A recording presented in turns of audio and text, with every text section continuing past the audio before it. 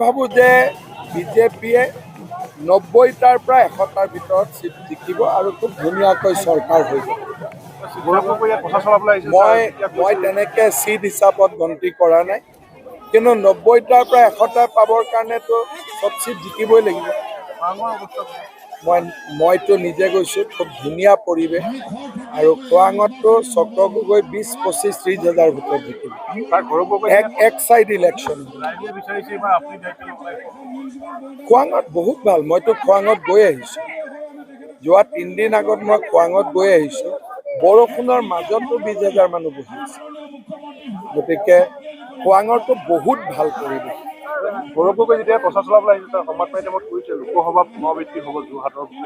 মোৰতো কোনো আপত্তি নাই, কিন্তু লগত পুনৰাবৃত্তিও হ'ব আৰু কাম নকৰাৰো পুনৰাবৃত্তি হ'ব। এমপিক দেখা নোপোৱাও পুনৰাবৃত্তি হ'ব। এটাতো অকল পুনৰাবৃত্তি নহয়, ৰিজাল্ট পুনৰাবৃত্তি হ'ব। কিন্তু তেওঁক ২ বছৰ যে কোনেও দেখা নাপালে আৰু দেখা নাপাব। কাম নহ'ল ২ বছৰ, একো নকৰিলে আৰু নকৰিব। গতিকে মানুহে এইবিলাক চাই নাথাকে জানো? অকল প্ৰেছততো ক'লে কাম নহ'ব।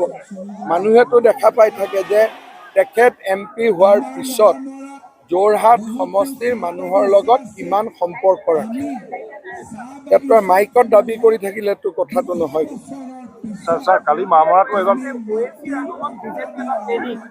মইতো এটাই কথা ক'ম যে OACক কংগ্ৰেছে লৈ আহিছে যাতে সামাজিক বাতাবৰণটো অসমত বেয়া কৰিব পাৰে, মিয়া মানুহখিনিক ৱেপনাইজ কৰিব।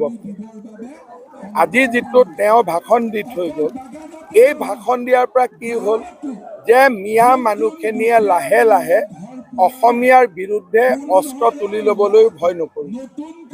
তেওঁলোকৰ সংখ্যাও বেছি। কালি যিটো ভাষণ বা যোৱা 2টা দিনত যিটো ভাষণ দিলে, সেই ভাষণটোৱে এটাই কি কৰিলে যে মিয়া মানুহখিনিক আমাৰ ভাষাত ৱেপনাইজ কৰি পেলালে, যে কালি ৰাস্তালৈকেও তেওঁলোক ওলাই আহিব ভয় নকৰিব। এতিয়া ইউনিছ তামুলী হওক, অমুক হওক, এইবিলাকক আজিলৈকে কোনেও গৰিহণা দিয়া নাই। কংগ্ৰেছে গৰিহণা দিয়া নাই, আমিতো সদায় গৰিহণা দি আছো। আজিলৈকে তেওঁ যিমান কথা কৈ ফুৰে, কংগ্ৰেছে কেতিয়াবা কৈছে নেকি তেওঁ গ্ৰেপ্তাৰ কৰিব লাগে? আজিওতো কংগ্ৰেছে কোৱা নাই যে OACয়ে সাম্প্ৰদায়িক ভাষণ দি থৈ গ'ল, OACক গ্ৰেপ্তাৰ কৰিব লাগে। কৈছে জানো? কোৱাটো নাই।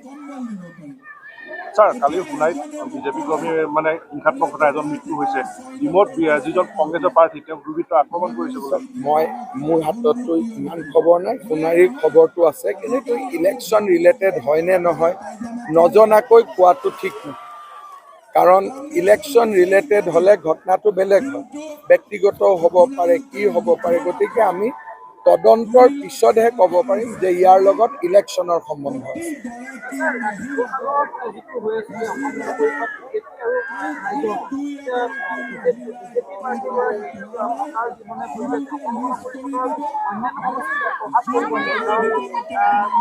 আমিতো ৯০খনৰ পৰা ১০০খন সিট পালোৱে, আৰু ক'ত প্ৰভাৱ পৰিব নপৰিব এইবিলাক মই নাজানো আৰু।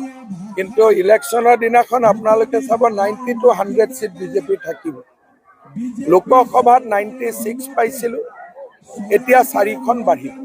প্ৰধানমন্ত্ৰী আহিব, কিবা আহ্বান জনাব? প্ৰধানমন্ত্ৰী ডাঙৰীয়া আহ্বান জনাব যে বিজেপিক ভোট